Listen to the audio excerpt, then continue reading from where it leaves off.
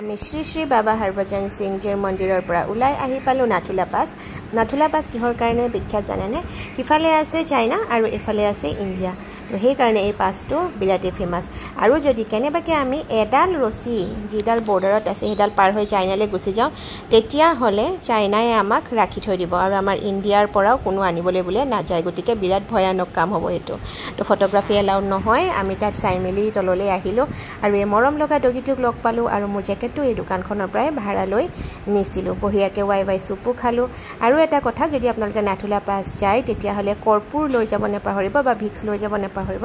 হাই অল্টিটিউডত অলপ উশাহ ল'বলৈ দিগদাৰ হয়, মোৰ বহুতেই দিগদাৰ হৈছিলে।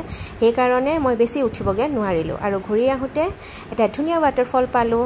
আৰু মানে কি ক'ম, আমাৰ যোনে গাড়ী চলাই পেলাই লৈ গৈছিলে দাদাজন ইমানেই ফ্ৰেণ্ডলি আছিলে। য'তেই অকণমান ভাল দেখা পাওঁ তাতে তেখেতে নিজেই মানে গাড়ীখন ৰখাই ফটো ক্লিক কৰিবলৈ বা ভিডিঅ' কৰিবলৈ ৰখাই দিয়ে। বিৰাট মৰম লগা ইয়াৰ মানুহবিলাক, কেতিয়াও চাগে পাহৰিব নোৱাৰিম। ইমান ধুনীয়া জেগা এটুকুৰালৈ আহিলোঁ।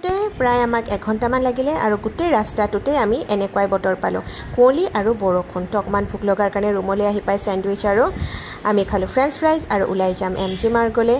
তো আজিৰ ৰিলটো চাই কেনেকুৱা লাগিলে জনাবলৈ একেবাৰে নাপাহৰিব। আজিলৈ ইমানেই, বাই বাই।